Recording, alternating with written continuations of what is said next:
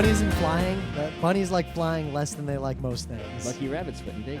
You know, the lucky rabbit's foots are really unlucky for the rabbits they get them from. Yeah. Rabbit doesn't need money. How's a rabbit gonna get all that swagger hay? Let's do this. It just grows out of the ground. Yeah, where are they gonna get it? I mean, where you rabbit in the city? Not a lot of good grass. You need money. You gotta move. You're a rabbit. You're quick. You can get there. Yeah, but Just you keep want to leave moving New till you York? find- You want to leave New York? That's You're- where all the jobs are. You're a rabbit? There's no rabbit jobs in New York. I think there are plenty of rabbit jobs in New York. Really? What's a rabbit job gonna get for a job? Eat all the dandelions. Where? Get them out of the park. No more dandelions. Rabbit live in the park?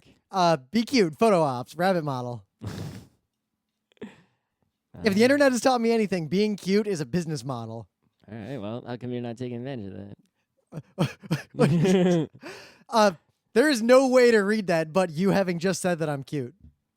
Oh, because you own rabbits. You're not selling your rabbits for cute photo ops. So the other day, I was biking home from work. We didn't intro this show.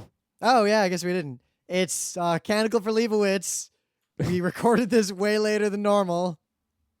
It's October 2nd, Geek Nights. Great. 2014. Sure.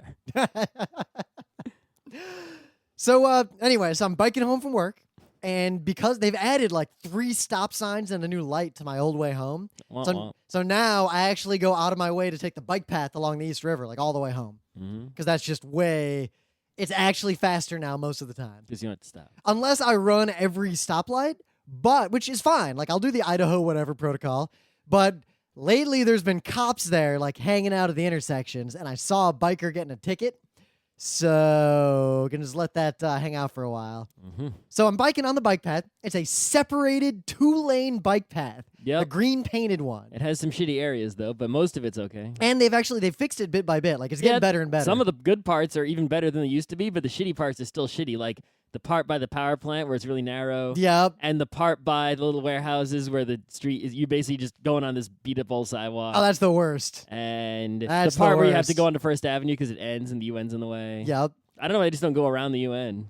So I'm biking, and there's a thing. Oh, no, you're thinking of the East River Bikeway. Yeah. I'm on the opposite side of the river. Oh. There's a bikeway right there, too. And it has the same properties as the one on the other side of the East River? Yes, it took 3 It properties. has a power plant that doesn't exist with a narrow So bridge. so it has a bunch of old warehouses and like generating stations that are being by torn the sugar down. factory. Yeah. Yeah. So anyway, so it took a couple of aspects. I was like, I think he's talking about the wrong. Anyway, so I'm biking there. I'm going like 24-ish miles an hour. I'm going pretty fast because it's a slight downhill. And this woman just literally steps out between 2 cars, jaywalking right in front of me. So I swerve to the right because she doesn't even notice me. And she keeps walking. And then her hand is back and she pulls into my path her young daughter. So now I literally almost flipped over my handlebars trying to not hit her daughter and probably severely injure her. I considered just slamming into the woman because I figured she could take it. There's no way to avoid them both. I almost flipped over my handlebars. I stopped. I barely avoid them. She screams and starts yelling at me. And for once, like usually I just ignore people when that happens. I just like keep biking. But I was like, listen, lady, you almost got your daughter killed. You're a terrible mother. Don't jaywalk. And she was stunned into indignant silence. And then her daughter was like, Mommy, you should really listen to the man. Yeah. And then I started laughing so hard that I almost cried. And I biked away because she was You so should have furious. high-fived little daughter and then biked away. But it was the kind of thing that normally only happens in movies. Like, it was too perfect. Go, little daughter, go. Yep. You're not going to get killed once you cross the street on your own. Yep. Though, funnily enough, I saw a video this morning. The Gothamist was like, this is what it looks like when a pedestrian jaywalks. Yep. Well, that guy, did you read that? Yeah. That guy had a car horn. Well, no. He saw this dude coming because he had a light on his bike like he's supposed to. Yep. Well, and he knew the guy wasn't looking, and he knew he wouldn't hit him, so he intentionally made it a close call to teach the guy a lesson. You know what? I approve. Eh. You know what it's like? It's like I think that was just an old guy who's can't learn a lesson. He's too old. Yeah. The look of terror on his face, though, was kind of beautiful. So, yeah, it's Thursday. It's the lounge. No, it's not. Talk about it's anything. a book club. You don't have book clubs in a lounge. Yeah. Imagine a lounge with a book club in it. Not a good mix. So I got Your book there club actually belongs is, in like the library or there the Barnes actually and is a Noble. writer's lounge near our building. Yeah, It's but like, that's not a lounge like the kind of lounge that that's have a the kind of lounge No. I'm thinking about. A lounge is the place where you have a lounge singer. I was thinking about the book lounge. That's not a lounge. I guess in the Midwest, the lounge you can have the lounge as a room separate from the A family lounge room, is a place den. with leopard print couches and alcohol and a small tiny stage with a shitty keyboard on it. Yeah. Or possibly, No, don't possibly get an me wrong. organ with one of those circle curtains that goes around it. Like Now, if it's fancy, it'll be a real piano and there'll be a lady singing. that might be more of a club. If it No, gets, that's still too good, it's no longer a lounge and becomes a club. Thing is, no, nowadays club means bad music playing so loud you can't talk to anyone. Well, there are many kinds of clubs. There's an anime club too, right? But Oh, right. a lounge is much more specific. So if you hit someone with the club. That's right. All right. So anyway, it's the lounge. No, it's not. And recently, a time capsule was unearthed in New York. This is a time capsule from 1950, buried in Brooklyn. I think it was buried by the MTA or by the organization that became. Time capsule buried beneath Old Metropolitan Transportation Authority headquarters in downtown Brooklyn. Mm-hmm. They cracked it open yesterday. And what they found inside was basically a note from a note to the past saying time capsules need to be waterproof, motherfuckers. It was just a rotten mess of garbage. You got to make a high quality time capsule. That's what makes it a capsule. So the funniest thing, everything was ruined. The microfiche, the document, it was all just this tomato soup looking rust sludge. Mm-hmm. The line at the bottom of this article is beautiful. The line at the bottom of this article is why I made this my news. Quote, the capsule itself might, however, be salvageable and will be put on display at the New York Transit Museum. Yeah, but you know what? Unless the caption is just the word fail in impact fonts. Out in Flushing at the World's Fairgrounds, in the park, there's a real time capsule that is definitely still in one piece. I know about that time capsule. It's not supposed to be opened until well after we're dead. We should sneak there at night with jackhammers and get it. Hold it hostage. Scott, that's some Lupin shit. That's what I'm talking about. Oh my god, I could pull that off. What if you're gonna do that? Do you know how to use a jackhammer? Do you know how to make it so no one will hear it? I know how to use a jackhammer. Maybe Because basically it's put a silencer on it. there's a concrete sidewalk with like a metal plaque thingy, and then underneath that is a bunch of dirt. And I don't know if it's directly underneath that or not. It might be offset slightly. It's like if we dig straight down, we might not find it. There is a better time capsule that we could steal. Where?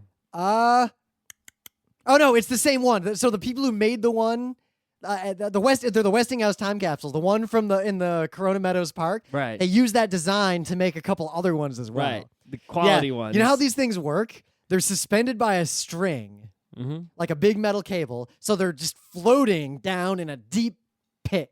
Yep. The inside, they're covered in this alloy that's designed to last 5,000 years without any sort of measurable corrosion. Mm-hmm. They're shaped like a missile. They have glass wool nose cushions and all these things in case they break. The inside is actually Pyrex glass. Mm-hmm. And then inside of that is a ridiculous amount of shit. So actually, we don't have to dig. We just have to basically flip the lid open, grab the hook that it's hanging on, and lift it up. I think the lid is sealed. Look, here's what it looks like. The lid is sealed. You have to jackhammer That is this not thing off. sticking out of the ground anymore. It's under. You can't see that part there now. If you go. No, there. this is the exhibit. This just shows you what they look like. Oh, okay. It looks like they're. If you go there now, it's a piece of metal on the ground in Yeah, the there middle it of is. a concrete site. Yeah. So you have to bust the concrete up and then winch it out of the ground. Why don't we just get a crane? No one will notice that. There's the problem with this time capsule. Here's a picture of what's in it from when they buried it. Yeah. Sure. It's got to last like 1,000 years and no one's going to care because here's the picture. But we could have that stuff. Yeah, you know what? I'm pretty sure I saw this exact camera for sale at a lomography shop in Brooklyn. Yeah, but that camera has film in it That is true. that had pictures. These three things are reels of film. Yes, we could watch those films. That looks like a computer mouse, but obviously is not. No. There's good stuff in there. We Yeah. can. So anyway, you got any news? I mean, well, I guess it's not really much news, but Windows 10, Windows 9 got skipped. I don't know. There's nothing really to Did say you about see? it. I saw an article where someone posited why Windows 9 was skipped. It's a bad number. No, here's the deal. And they showed some code examples, so there's some To plausibility catch up to this. Apple, which is OS 10. A lot of Windows version detection functions look for Windows space 9 dot star Why? because they're trying to detect Windows 95 or 98. Oh, That might be the only reason. that's a good reason, though. It is actually a good reason. Also, 10's a much better number. It catches up to Apple. Well, like which when Winamp Apple's went- been on OS 10 for 1,000 years. remember when Winamp went 1, 2, 3, 5? Yeah. But anyway, the thing about it is I'm still using Windows 7, As am I. and it still feels perfectly new. It doesn't feel like there is a newer Windows. Like, it's like, oh yeah, Windows 8 is a thing that exists, right? Well, here's the thing. I would have gotten Windows 8 if I built a new computer Maybe, since I guess. Windows 7 came out. But it's like, until there's a reason to get a new computer, it's like there's no reason for me to spend money on Windows 10, and I'm definitely not going to get a shady pirated one. Well, yeah, that's the future. The thing is with Windows now is that desktop And OS, everything that you still use your computer for, Windows 7 is totally fully supported. It supports everything. Every hardware is supported. on a desktop computer. All new software supports Windows 7, and all the hardware I already have is supported by Windows 7. Well, Scott, here are the reasons to buy Windows 10. One, you build a new computer and you can't get a copy of Windows 7. and you can't transfer your license that you already paid for because you bought the OEM license or whatever. Maybe. Two, your current version of Windows is actually out of support. Maybe. Those are all the reasons. Yeah. Thing So, I don't, is, I feel like Windows 8 was it's not ME. Like people always talk. Like I saw all these charts. It's like everyone's so young they don't understand or remember Windows. They're like, man, every other version of Windows sucks. Like the TikTok with the Apple phones. They're like, Windows 95 sucked and 98 was awesome. It's like, all right, kid, already you're stupid. Windows 95 was possibly one of the most revolutionary operating systems in modern history. Yeah. If I was Microsoft, what I would do is I would just be like, all right, you know what the fuck? It's called Windows. It's free for everyone except businesses. Businesses have to pay a fucking fortune. The end. Nah. And then the business Windows, the only differences would be things that businesses absolutely need that no Well, human you know what being... I'd sell? I'd sell things like holding, staging, and pushing patches, security restrictions. No, and like I would just be like, yeah, what makes Windows 10 like businessy? Well, not Windows 10, but like the business version. These applications that we also make that you absolutely need will refuse to run on the regular one. So it's like, oh, you need SharePoint? That absolutely will just refuse to run on the free one. You know, it's just really a shame that, I mean, there's Apple, which is OS and hardware. There's Windows, and that's it. That in all this time, there is still no... BOS. Linux. So, at my company, we were talking about, like charting frameworks and whatever and all this stuff. And we were looking at compatibility. And at one point, we're like, wow, that framework is great, but it only works on Windows. And then we were all quiet for like several seconds. And then our new developer we hired is like, do we support the client on Linux? And I was like, well, yeah, it's Java, so it runs. And he was like, has anyone ever used it on Linux? And I was like, my QA team. Linux desktop is a joke. Yes. But it's not Monday. It's Thursday. This shows you how little news there is. Well, there's plenty of news. It's just not news. What am I going to say about Ebola?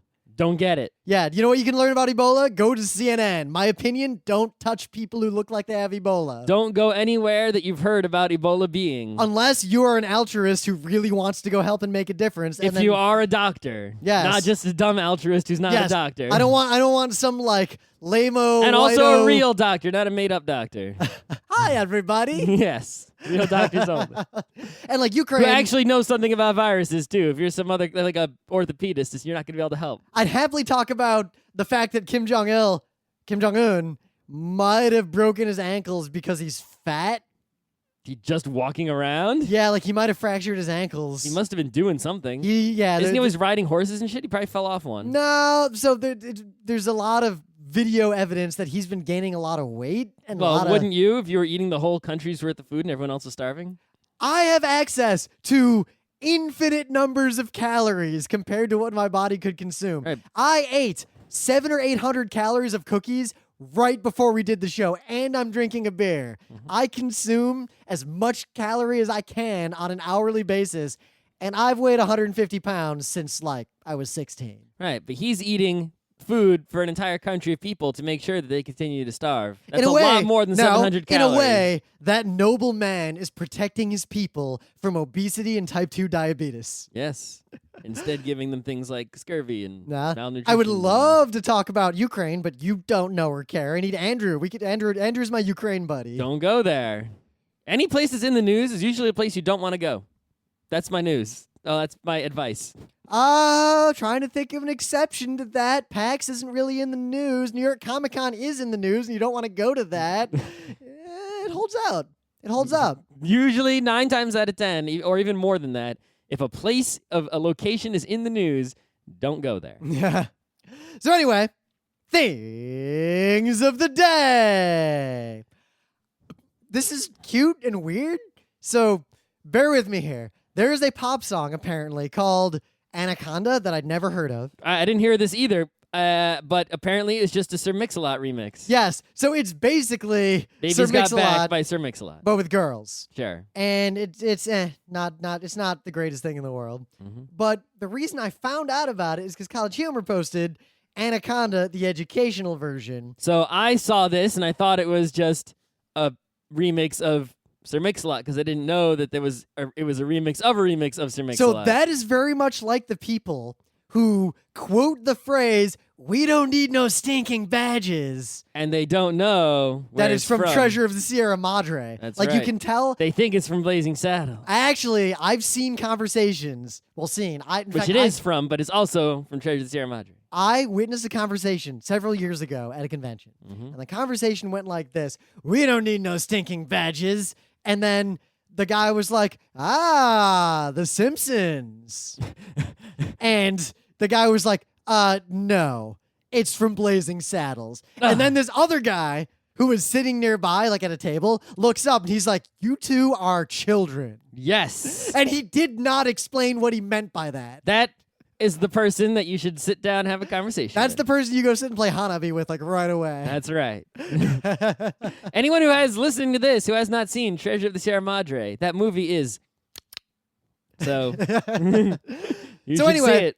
This is just like, so this is a parody of a song that is a remix of a song, and it's kind of cute and funny because it's basically just like a sexy rappy kind of music video, except it's literally about anacondas, the snakes, and sexual dimorphism, and it's just, I don't know. Okay. All my other things of the day would require way too much explanation, and I got to save them for an appropriate, like I need them to segue into something.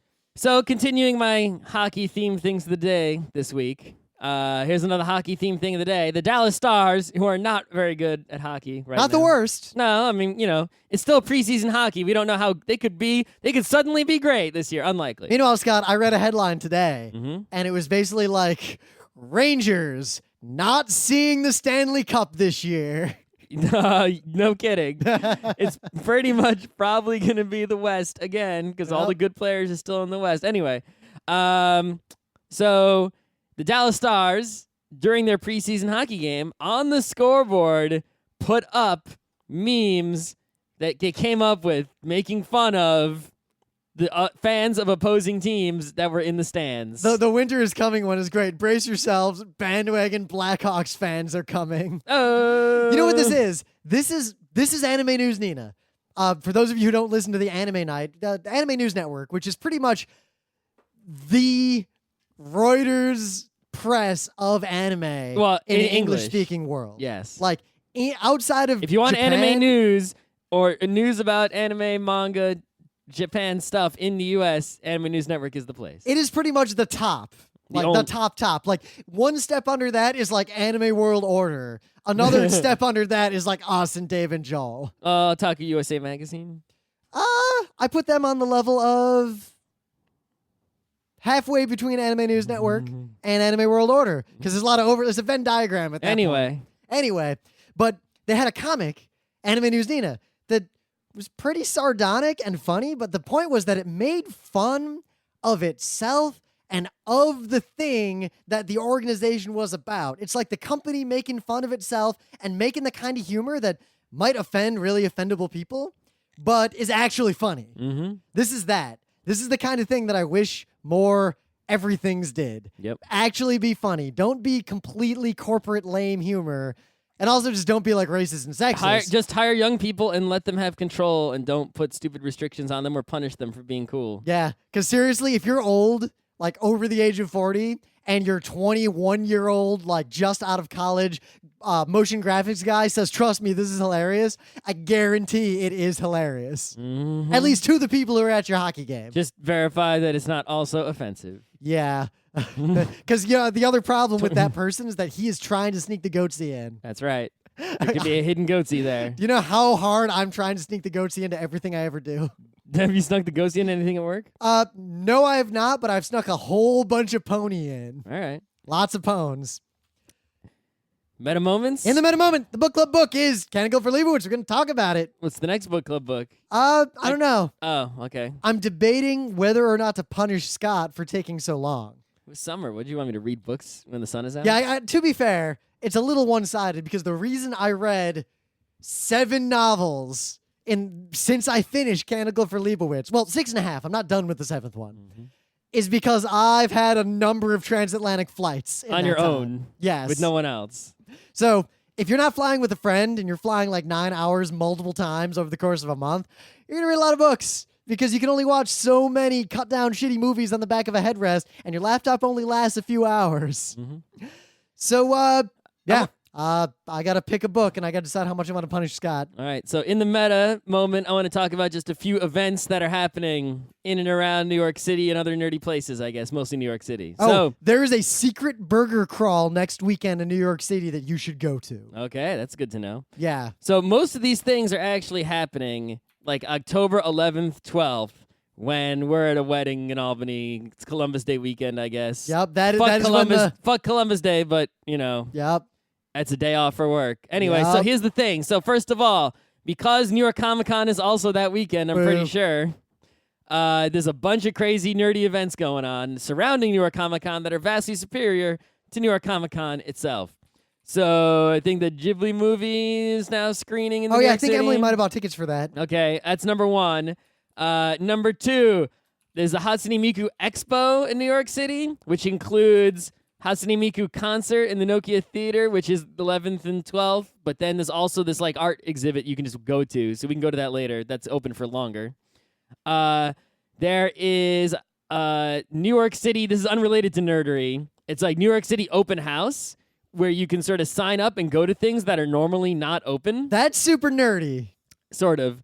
So I really wanted to go to the TWA terminal at JFK, which you can't go to. I think you can also go to like Woolworth Building and other shit. I was thinking about going to the Onion Domes, the digesters. Oh, you can go. Well, you can just go there. You don't. Yeah. That's not a special day, but yeah, we can go there. So the website to sign up for those things is open now, but I'm not going to be here. And the last one, I don't think it's that weekend. I think it's maybe November 1st. I got to check the actual date and provide a link at some point. I'll mention this one again because there's more time between now and it. Yep. College Humor, Super Art Fight team up to bring you Super Art Fight versus College Humor. Oh my God. In Brooklyn. Guys. Super Art Fight in Brooklyn for the first time ever. If you don't know what Super Art Fight is, go to this thing. If you know what it is, go to this thing. Seriously. It's happening. The College Humor team, like the people from College Humor, if anyone's going to take down some of these long-reigning champions Well, I of mean, Super Caldwell Art Fight, is not new to the Super Art Fight, canvas. No, he is not. But I imagine Caldwell teamed up with, I'd have to pick who I'd team up. You know what we need? You know what we should make? Fantasy Super Art Fight League. You get points whenever they get a win. And Yeah. every time they draw a monocle, it scores a half point. 2 points for a top hat. Yeah. Man, then you have a separate scoring system for like if someone does a webcomic, like when those elements are included in the media they're publishing elsewhere, it's like the fantasy player. Sure. Someone else Anyway. make that. Yeah. That's all the things I can think of right now, but I'm sure there's more going down. So, in a few weeks, October 31st through November 2nd, Halloween, the anniversary of Geek Nights, I will be live at PAX Australia without Scott. Unless someone wants to give me like a real lot of money right now. Yeah, if someone gives It's Scott still like theoretically possible if I'm given enough money in some currency. What's the number? That is legit. Would you go if someone gave you Okay. $2,000? Well, no, I 'Cause need that would $2,000 would. I need a price of a plane ticket. I'm saying $2,000 would cover the plane tickets. All right, and then I need a hotel to stay there, and then enough money to go from Pax. Because I'm basically, if I'm going to go there, I'm going to go to Paxos, Yep. and then leave Melbourne immediately to go to the Coral Reef area. See, I'm landing in Sydney first, and I'm doing a professional conference. I'm lecturing, actually, on games at that. Mm-hmm. So I'm doing a lecture called, I think, Games, Trades, Regulation. I forget what I'm doing. I got to make slides for that. But yeah, I want to go to Paxos basically like a day before. See the Melbourne stuff that now I'm familiar with, Yep. right? I'm going to go to Wilson's fucking promontory this time. Sure. Then I'm going to go to Paxos, and then I want to go to the Coral Reef area, which is I far typed away. Wilson's into Google, and it didn't say promontory. It said disease. Great, don't get that. Just like don't get Ebola. You can go to the Coral Reef, hang out there for like a week or two, and then come back. So that's how much money I need. Oh, also known as and the to make up for the prom. money I'm going to lose not working. Wilson's promontory, also known as the prom, is Victoria's most loved place. Sure. Huh. Ooh. We really should have gone here. Well, we were only there for so long. Take that Phillip Island hike we did and just multiply it by like 100. That's too long. All right. Anyway, so I will be at PAX Australia on Saturday presenting losing and on Sunday presenting winning. I'll be in the United States chilling out, maybe streaming something, playing Netrunner, baking things. Yeah. Someone at work today said, put cheddar cheese on an apple pie, and I said, fuck no. That I would do Swiss if I was going to do that. No, I would do Port Salut. I would not do any cheese. Port Salut. The only dairy product that belongs in apple pie is an ice cream. So in Albany, right? Pete and Nuri, they asked me if I wanted apple pie, and then they looked at each other like he doesn't know. How would they have apple pie that would be gluten-free? You can make apple pie that's gluten-free. Okay. Pie crusts are actually one of the easier things to make gluten-free. Why would you want a gluten-free pie, though? Look, apples are the primary part of the pie. It's a good just pie. have baked apples, then. So instead of ice cream, they gave me white chocolate mousse. That's not a bad choice. It was dangerously good to the point that I ate Was so it much. actual white chocolate or... It was actual white chocolate. Whoa. White chocolate mousse. It was so thick with caloric joy. Where do you get white chocolate mousse from? A mother makes it, is how you get that. That's how you get that. I can get that mother doesn't have accurate recipes that I can follow. But maybe in fact, the internet I asked, does. what's the recipe? Which was followed by more laughter and, well, you take some amount of cream. Yeah, that's right. I'm sure I don't know. I can get the internet. The internet will help.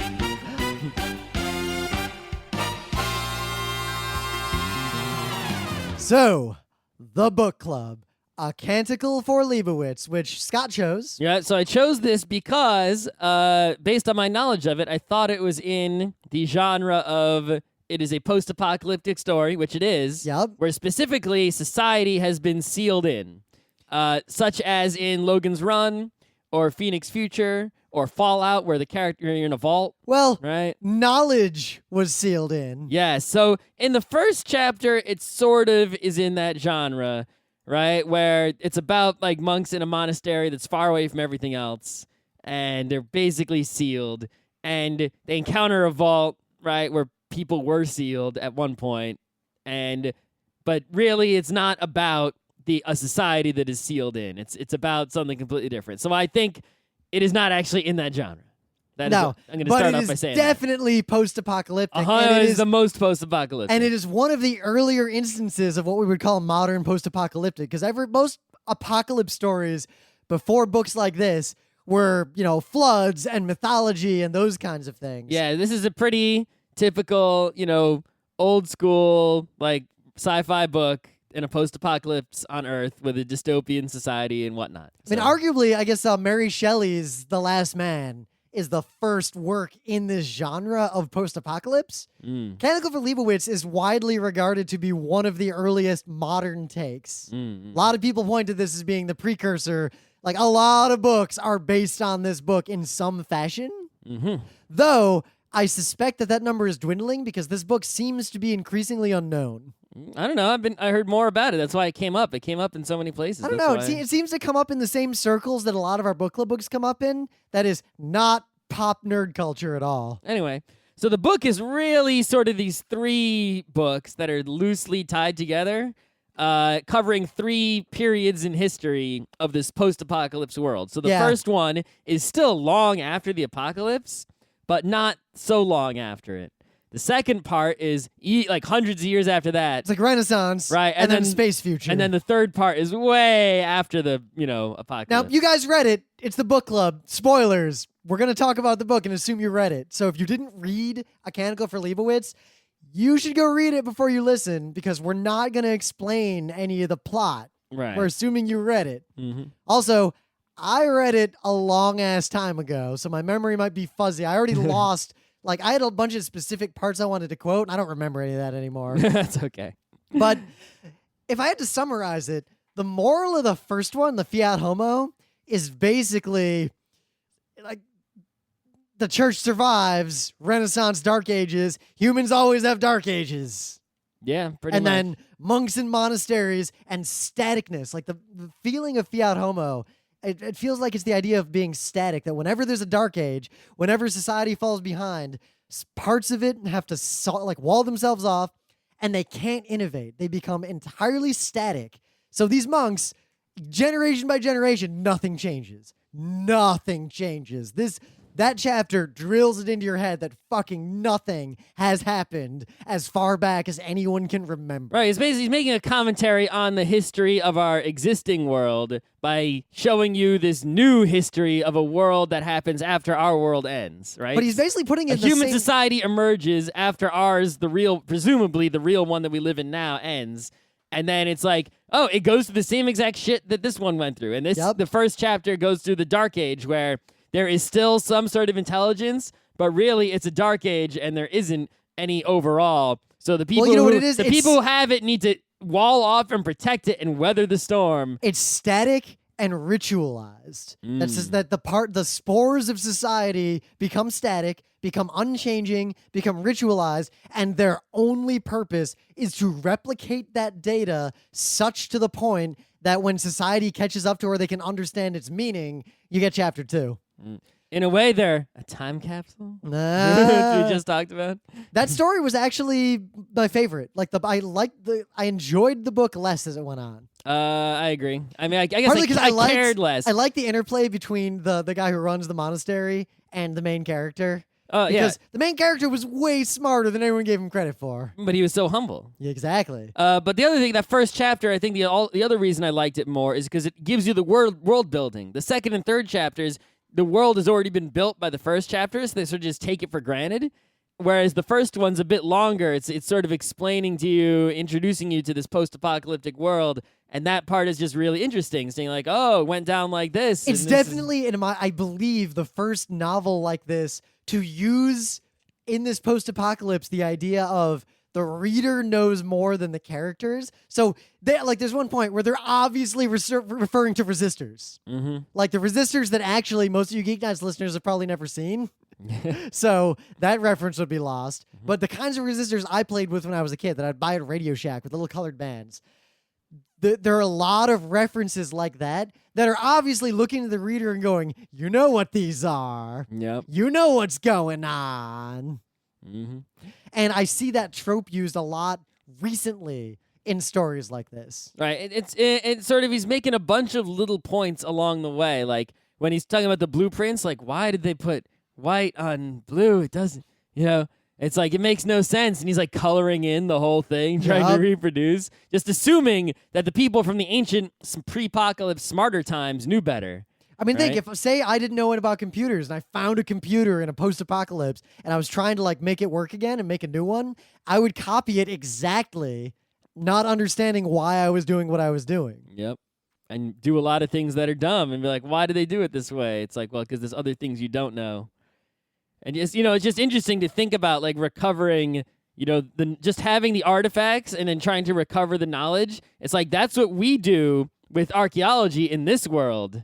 Right? When we look at ancient artifacts from some old civilization and you see how, and it's like, we think we get it right, but you look at them and it's like, oh, it's obvious he's doing archaeology on our artifacts and look at him fucking up, but it's sort of obvious how he fucks up, but we're fucking up in that same way with the archaeology that we do. But there's a difference. We're in probably much better at it than them because but this we are interesting. more advanced looking at something less advanced, but even so. In a way, I found this interesting because most of the stories I read like this, the future society doesn't understand that the past was more advanced. In this story, They clearly understand. every character is like they know pretty much what went down. Mhm. They know that there was a nuclear war. They understand the Yeah, danger they're like of those things. it's sort of like Adventure Time, like the Mushroom War. Yeah. You know, I mean, and like the they have whole funny bit, names for it, but they sort of know. how Leibowitz is basically just like this nuclear engineer, just worked in the facility and had some personal drama, and how he became a saint. And I like that whole story there. I was disappointed, however, that Saint Leibowitz was a legit supernatural entity, as far as I can tell. Yeah, from what I can tell, he was as well. That is the only part of this book I did not like. And it didn't really seem to matter too much because he hardly appears or does anything notable. Yeah. I mean, you could try to make an argument about maybe it was like an allegory or something, but I just don't see that having been Walter Miller's intent. No. I feel like these books were written semi-rambly. Like, I feel like when he was writing them, he was exploring these ideas, and I think his main goal was just to impress upon people the cyclical nature of like human society and how we're on the edge of a dark age again. And Well, yeah, this is written in a Cold War time. I mean, it was written in 1960? Yeah. That was one of the most dangerous times in all of human history. All right, so he's writing like, don't have nuclear war, guys, and that was the time that we could have had it. But at the same time, he was almost arguing that it's inevitable. Yeah, well, it wasn't yet. Because look in the third part at the end, the spaceship goes into space. It's a monastery in space now because the second chapter will always happen. Mm-hmm. The Fiat Lux, the second chapter, is basically suddenly the world catches up and smart people can figure out what this shit all meant. Yep. But how the monasteries on their own were not capable of doing it on their own. They were only doing it for academic purpose. Someone has a practical purpose, and suddenly the world advances very quickly. And then the third chapter is they're going to nuke again and monastery in space. Mm-hmm. You wonder how come there wasn't a monastery? Was there a monastery in space the first time? Right? Because this is the second nuclear war that happens on this planet Earth, this fictional Earth, and the second one they have nukes and they have spaceships at the same time. In the first one, didn't they have spaceships and nukes at the same time or not?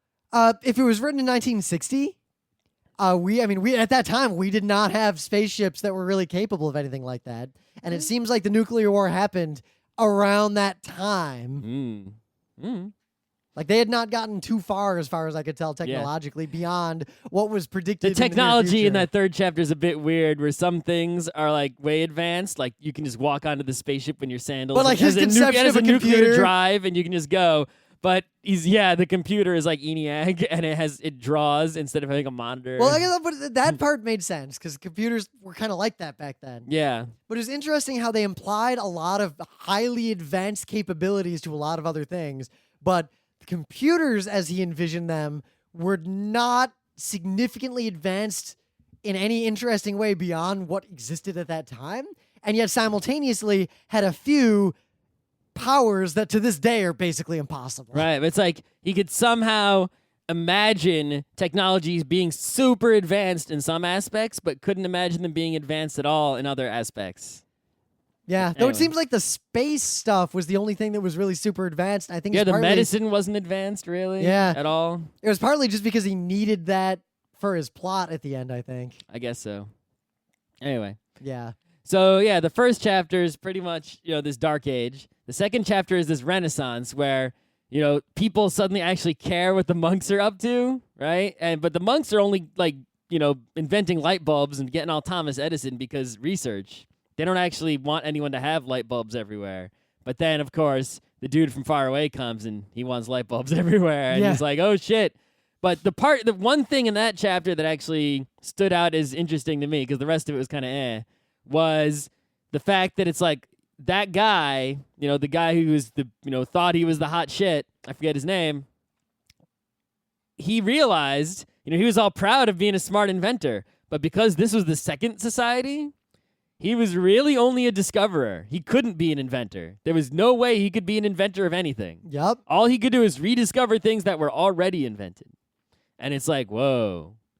imagine like your whole life you spend discovering shit, but it's like no, your whole life has to go into this, and knowing that you put all this hard work in, but there were previous people who were way ahead of you, and you'll never catch up to them ever. There's no chance, and all you're doing is just discovering and not actually inventing. Yep. And also simultaneously the idea that if secular, there's definitely this vibe that if secular pragmatic uses of technology are brought about, nuclear war is inevitable again. Like there's no way around that.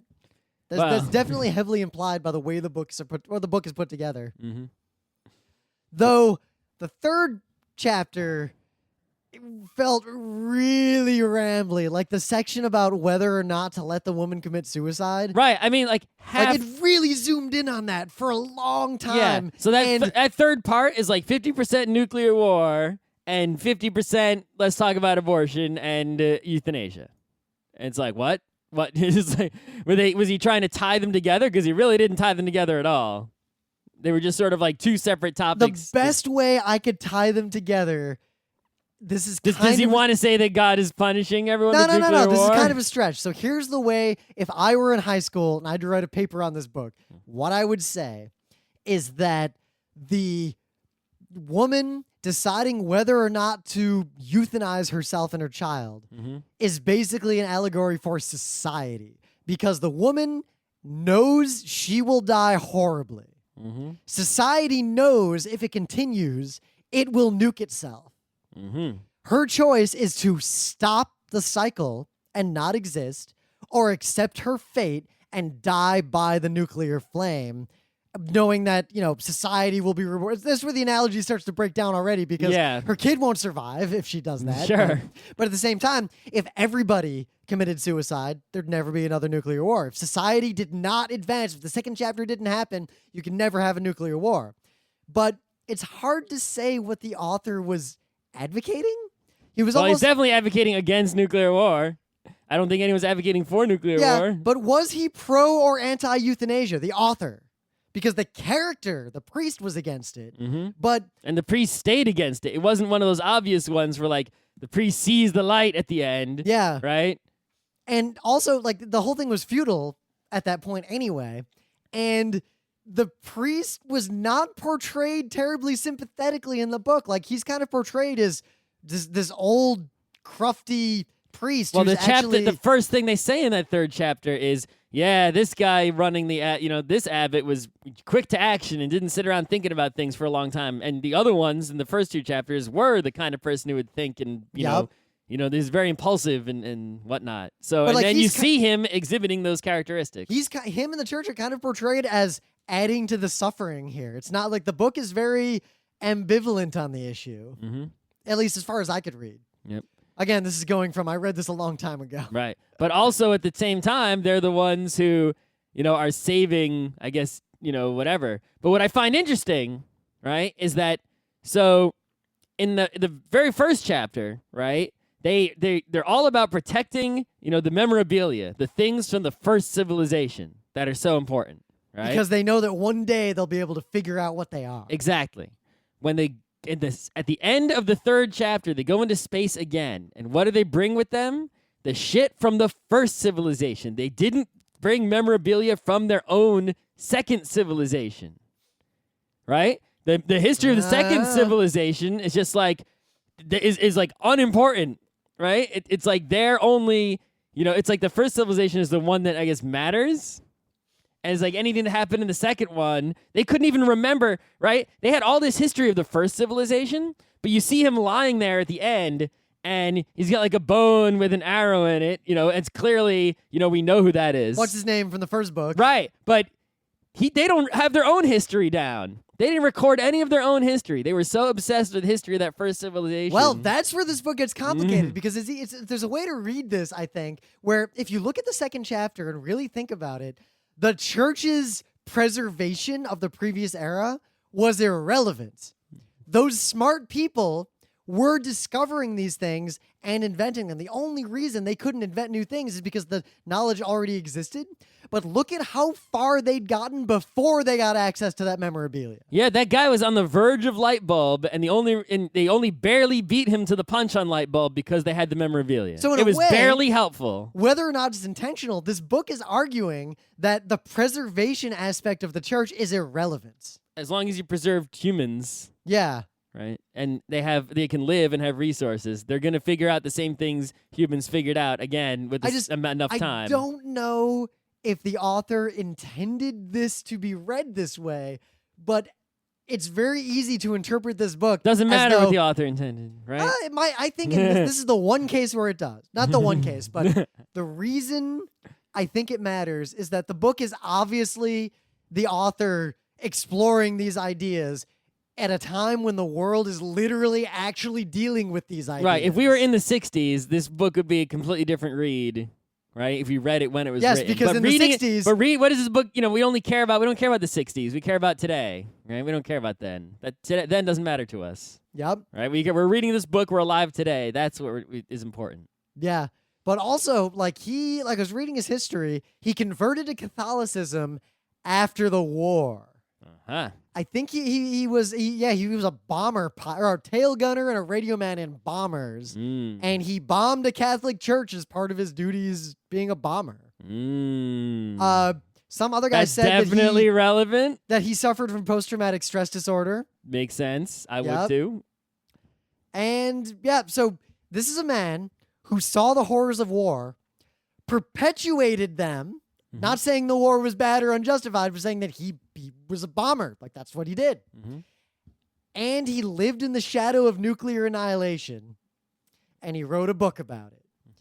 You cannot read this book but in the context of the world at that time. Sure. Because a lot of the stuff in the third chapter, there's a lot of terminology that I think would kind of not be recognized by kids today because kids today don't really think about nuclear war the way that our parents thought about it. Isn't that a good thing? I think it is definitely a good thing. I feel like human society got to at least one major precipice, and we all collectively said, okay, guys, let's just back up a little bit. Actually, I read something recently. So the U.S. was going to basically dismantle a bunch of nukes like we do because we don't really need them. And we didn't in case we have to blow up an asteroid. Yeah. Yeah. But you know what? I'm sure some nut out there is going to be like, see? They're just making up excuses to keep a bunch of nukes around. But actually, I kind of believe that. Yeah. I feel like we should still keep the nukes that we have right now. I don't really believe that nukes are definitely going to save us from an asteroid, but what else do we have? No, I want to keep I'd rather shoot them and try than just sit there and get hit by an asteroid. I still think we need to keep them from a complicated geopolitical game theory perspective. Maybe, sure, whatever, but we don't care about that. That's a separate discussion. but think about it. We just read a book on the horrors of nuclear war and the inevitability of nuclear war so long as humans make nukes, yet I still feel like we should not destroy all the nukes we have because I don't trust everybody. Anyway, so the one thing that in this book that really kind of, I had no idea what it was there for, but it was fun, is the poet guy. That poet guy. That poet guy is kind of awesome. He reminded me of the poet in Hyperion. He did. He all felt like the Hyperion poet, and he felt like a little bit of choose goose going on. Little bit of choose goose. I can totally see that. I was kind of into him as a character. He was all cool and, whatever. But at the same time, I couldn't understand what his meaning was to anything whatsoever. And then they bring him up again in the third chapter as sort of another one of those, they don't know their own history. They don't remember who the poet was, the poet of the eyeball or something. But look at what is the meaning of the glass eye? I have no fucking clue. I couldn't even guess. The eye of knowledge. I had a bunch of notes I wrote down, but they don't make sense to me now because I read the book a while ago. Right, and the only thing I could think of was so the poet was sort of like the guy without an eye was the sort of poet character of the third chapter, the lady with two heads. Was that sort of like and then who was the poet character of the first chapter? I don't know. Well, the lady with two heads and the quote miracle there. Was interesting. That could have easily been a hallucination too. Yes. I was half, going on the hallucination. Or he was already in some sort of afterlife seeing that shit. So let's go yet again to reading this book in a particular way. So we have, the Leibowitz becomes a saint. Yep. And there's this mythology around his life and his wife and all those things based on incomplete knowledge. There's the skull of the guy who got shot with the arrow. There's all these legends. The eye. The fact that the eye thing was, from a literal reading, a totally just generic, the guy just like had the eye and he tried, and the famous guy like tried to give it back to him and couldn't. And you can see how later there became a mythology around this completely mundane and kind of humorous event. A mundane and humorous event became a for real serious mythology once enough time had passed. So the miracles of the Bible and all the times before these books even take place could easily be misinterpretations and failings and of human memory from mundane events of that era, and him seeing that vision at the end could just be him hallucinating or interpreting something in a way that would make sense in light of his mythology. And there's a lot of ways to read this book that basically really put down religion, the church, and preservationism. For someone who converted to a Catholic. But even though on a surface level, I think people who read this book and don't think about it too much would say it says the exact opposite. Mm-hmm. A deeper read. It's almost like I almost feel like you can read it either way, and maybe that was intentional, right? Whether you're Catholic or not, or anything else, religious or non, you can, you'll read it and you can basically feel like it was telling you that you're right, but it's always telling you you're right, nukes are bad. Yep, I found some essays where people very passionately argued opposite positions on whether or not the book was pro or anti-euthanasia. Mm-hmm. I think Luke Burge even posted some of that stuff. That's why I was reading it. But either way, it makes you think about it, and it presents pretty much all the arguments both ways. May I present a crazy idea? It presents religious arguments in a lot, but it presents secular arguments in both directions as well. I wonder if Miller, writing this book, because he obviously didn't have a firm conviction himself, or even if he thought he did, in actually exploring the idea, he went from optimistic to cynical in every chapter. That him writing, he started to see the flaws in the optimistic or religious arguments and then started undermining them either consciously or not. Maybe. Also, a note here about his life that might be relevant. It's gonna be. So after the success of A Canticle for Leibowitz, Miller never published another novel or story in his lifetime. Okay. In Miller's later years, how successful was it when he wrote it originally? Really successful. Okay. He became a recluse. Avoided his family, lived alone, never talked to his literary agent, never let him meet him. He was protecting the memorabilia. Struggled with depression. Wrote a 600-page manuscript as a sequel to Canticle for Leibowitz, and then took his own life with a gun. Where's the manuscript? In 1996. The sequel, Saint Leibowitz and the Wild Horsewoman, was completed and published in 1997. Oh, we should read the sequel. No, we shouldn't. It's 600 pages. Set 80 years after the events of the second part. So it takes place between the second and third part. I feel like this is going to be a fall of Hyperion. I feel like there's no reason to read 600 pages. Yeah, it's all about Texark stuff. That are written by a guy who is a crazy hermit in the woods. This looks like pulpy drama rather than serious exploration of nuclear holocaust. Yeah, I mean, you sort of had that sort of... that Texarkana, that really felt more like a Fallout. Like you could see hints of that coming in, like the plot of a Fallout kind of world. Yeah. Right? When they were talking about like the different bandit groups out there, and there was this other universe where Fallout kind of stuff was happening, but it was far away and it only barely interacted with the characters of any of these chapters. So I'm glad I read it, because it's such a precursor work to a lot of other things. Don't know if I enjoyed it that much. It didn't just take me a long time to read because it was summertime. It's because anytime I was sitting there and there was a list of media to consume, it did not rank highly at any given moment. I burned through. Once I actually started, the first chapter went by pretty quickly. Then I didn't start the second one.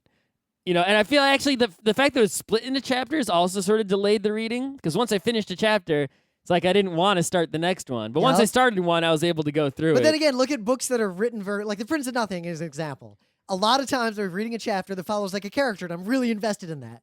And then the chapter ends, and the next chapter is about a character I don't care about. Yeah, that's a good time. I'll stop. But if I read more than one paragraph of that next page, Oh, forget it. now I'm invested.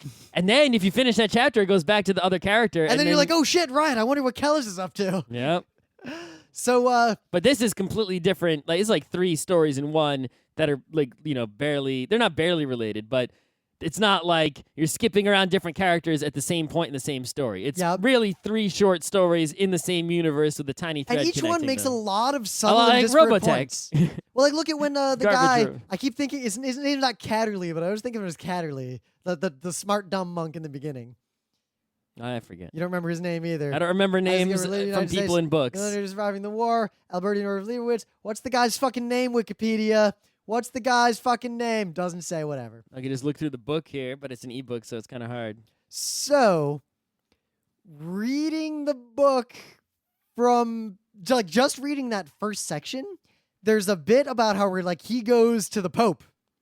And Yep. that long section about how overwhelming the experience of being in that place is, and how different it is from the monastery, and how it overwhelms the senses, and it's so large and powerful and thick with portents. But at the same time, it's sort of run down. Yeah, but then after he's not overwhelmed by it anymore, and he talks to the Pope, he realizes that it's not any different. It's just more worldly. Everything's run down. Everything's, the symbols are more powerful than the reality. And this sort of idea that that's why people are hustled in and out. The church has all this symbolic power, but no real power. Mm-hmm. But the symbolic power works unless you let people hang around too long or look too closely. Mm-hmm. It also has the whole bit about not iconoclasm, but the book leggers trying to save knowledge from the fact that when the apocalypse happens, there's a lot of survivors. It's a much more realistic nuclear war than most stories. Yep. And the survivors destroy all knowledge because fuck those guys. Yep. And that whole section has a lot of interesting ideas, but again, they're all over the place. The rampaging mobs who call themselves simpletons, it's a lot like the Luddites. Yeah, I mean, it's in a way, right? The book is, again, you can find things in this book to support, like, whoever wrote this book was a Luddite.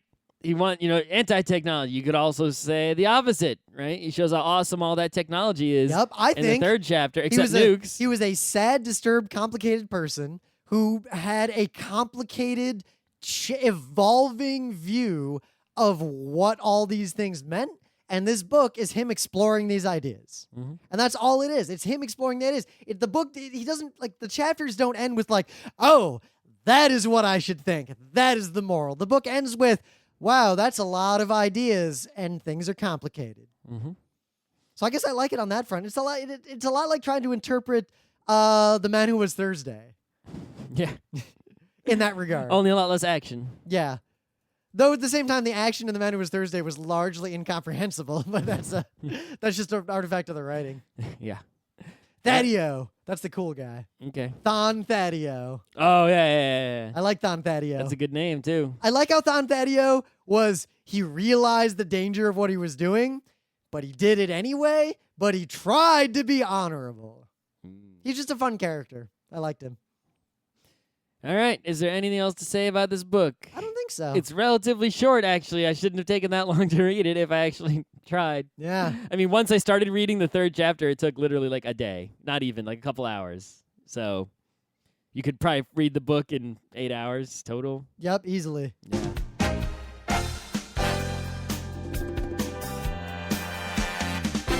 This has been Geek Nights with Rim and Scott. Special thanks to DJ Pretzel for the opening music, Kat Lee for web design, and Brando K for the logos. Be sure to visit our website at frontrowcrew.com for show notes, discussion, news, and more. Remember, Geek Nights is not 1, but 4 different shows. Sci-Tech Mondays, Gaming Tuesdays, Anime Comic Wednesdays, and Indiscriminate Thursdays. Geek Nights is distributed under a Creative Commons Attribution 3.0 license. Geek Nights is recorded live with no studio and no audience. But unlike those other late shows, it's actually recorded at night.